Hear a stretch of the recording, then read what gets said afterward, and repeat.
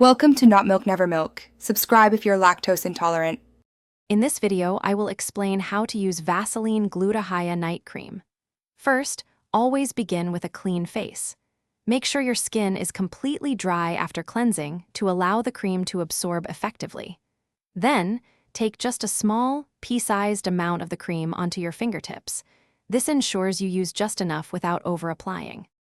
Once you have the cream on your fingertips, gently dot it across your face and neck. Next, use soft, upward, and circular motions to massage the cream into your skin. Be gentle around delicate areas.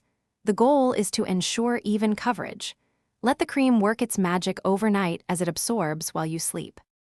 This night cream is designed to help brighten your skin and provide deep hydration, leaving you with a more radiant complexion. For the best results, make sure to use it consistently every single night as part of your routine. Remember to avoid direct contact with your eyes, and if any irritation occurs, simply rinse thoroughly with water.